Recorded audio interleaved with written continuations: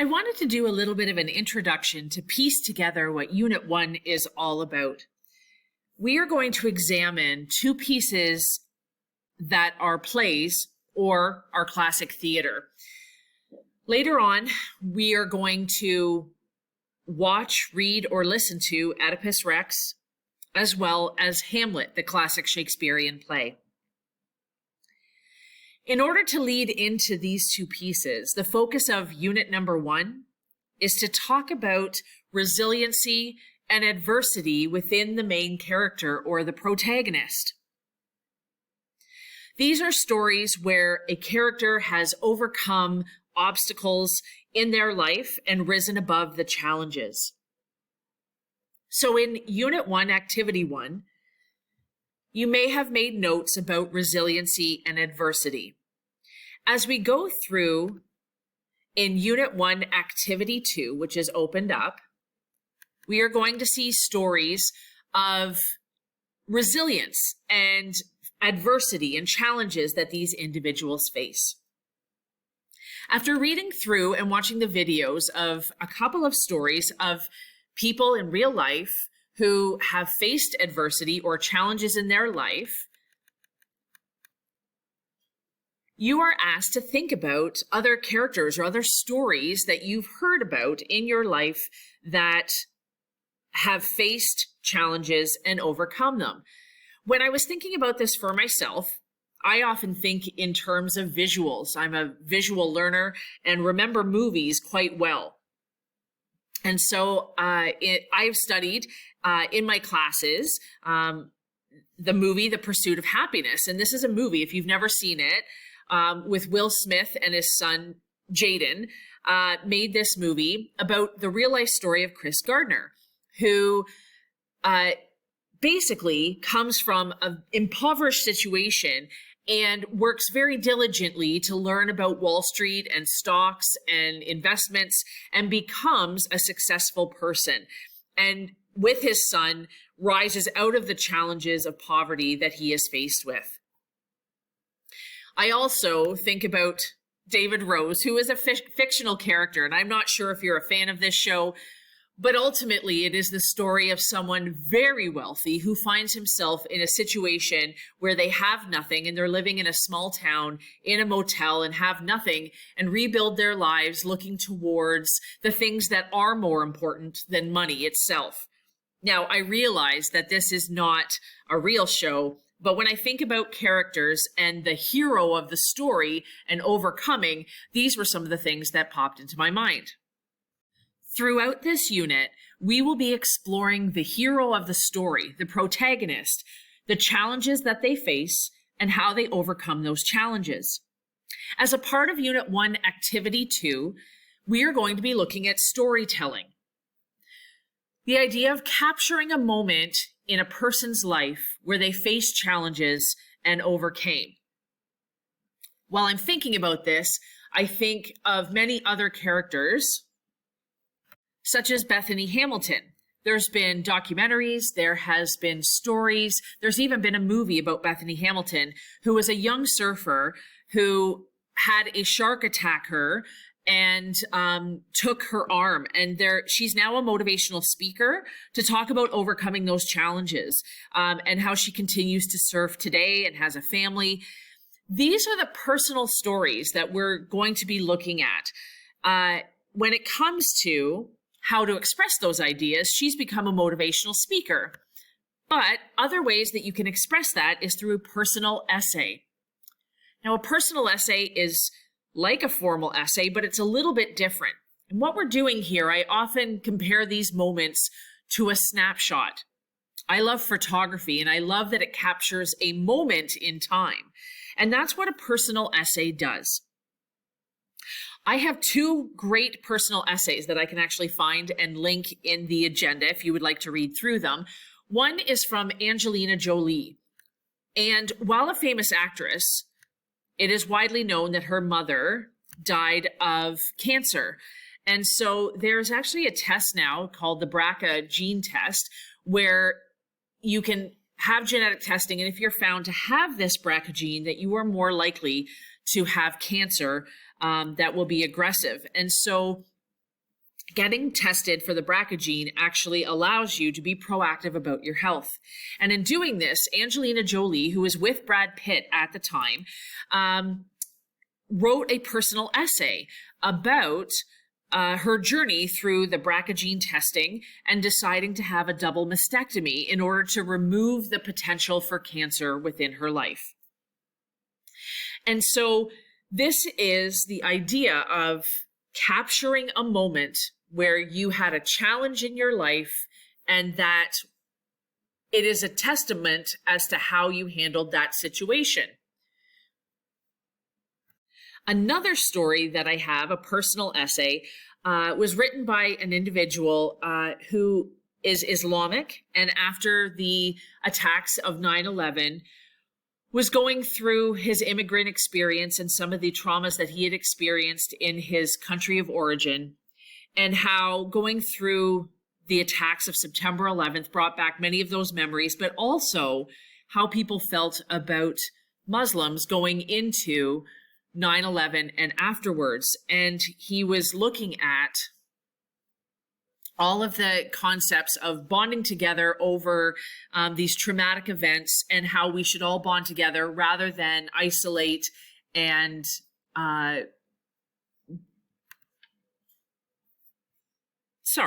rather than isolate and alienate individuals. He said we need to come together at this time. These were snapshots in a person's life, and what they're doing is trying to illuminate an issue. And it's for the reader that they do this in particular. And so we want to look at the idea of personal essays and what they do for the reader. What is the lesson that a reader can learn from this particular situation?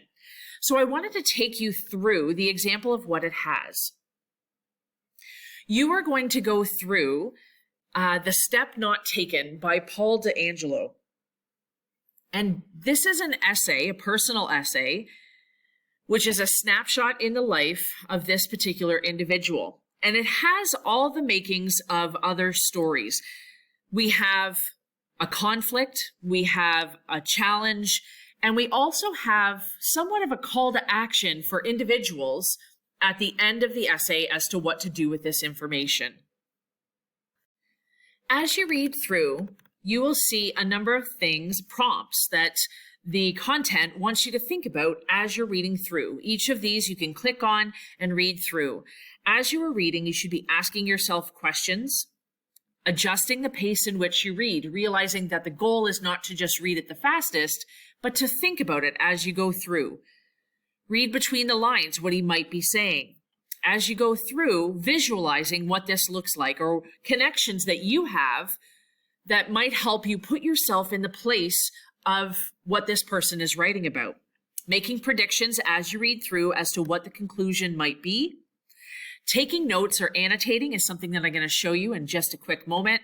Sorry about that. And the last one is making connections to your own life, etc.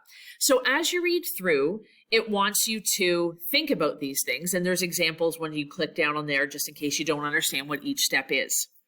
So here you can click at the bottom and click on the essay.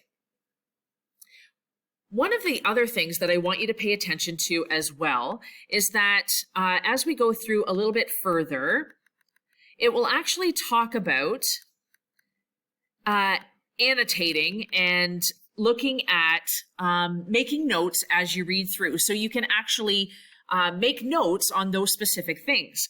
Now, the challenge is that we're mostly doing this electronically. I love paper, and printing this off might be an option for some of you, because if you want to make notes on paper, you're welcome to do that. However, most of us are working just on a computer. And so I just wanted to go quickly through as to how you could annotate and make notes on this particular story. So how do we do this? So what I've done is I've opened up the document for the personal essay, and I've copied and pasted it into my own Google Doc. You will notice under the taking notes that there's actually a quick guide. It doesn't really show you anything, but it does outline some of the ways that you can annotate or make notes on an electronic document. So that's what I wanted to show you as you go through and read them today. that this is a great tool that you could and should be using as we go through and read through these stories. So if I was to be looking for those particular things, there are a number of things that we can do. So here we have just the setting, the opening. The intro to a story sets the context and also develops the development of all the conflict that's about to take place. So there's two things that I could do if I want to annotate or make meaning of things that stand out to me as I go through.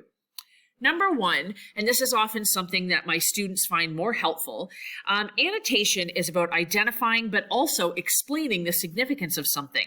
And so when you have a Google Doc, you have the option of making comments. Now, often when we have editing processes, this is what we can do in order to give feedback to individuals on their writing.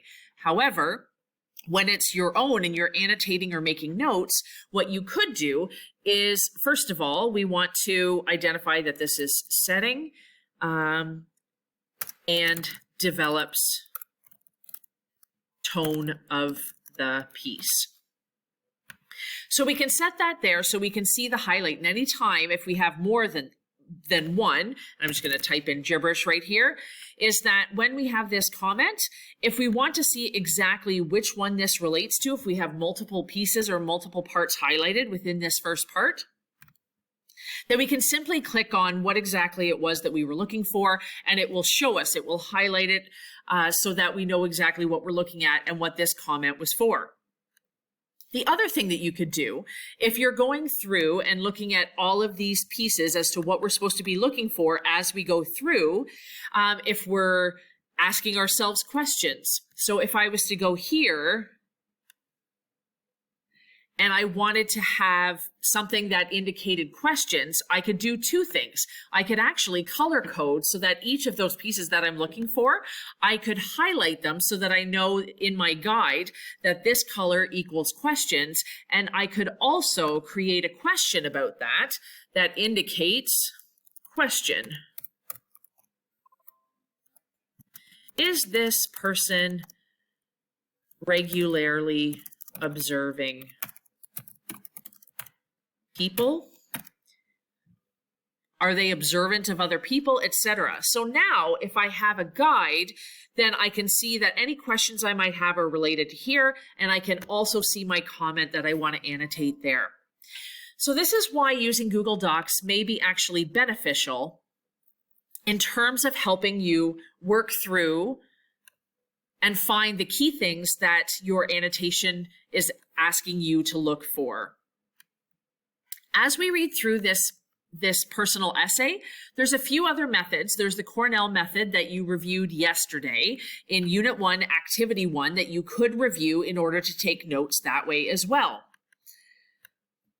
So as we go through, it's asking you to read this personal essay, to annotate or make meaning of it, and I would encourage you to do that in whatever way is best for you. You can use a number of different steps in order to do that. And finding the way that works best for you is what you need to work on. So once you've gone through, what it's asking you to do is to go through. Now you'll find that for each of these, it asks you about the introduction, and we've got a question down here. How does the author grab the reader's interest in the first paragraph? So we can go back here, we can look at our notes, we can go back into and look for the answer to that question. Now what I wanted to point out is that the answer is right down here. So as practice, what it's asking you to do is to annotate or make meaning of that personal essay and then go through these particular elements. As you click through, you'll see a new question. I want you to challenge yourself to answer those questions before you go through.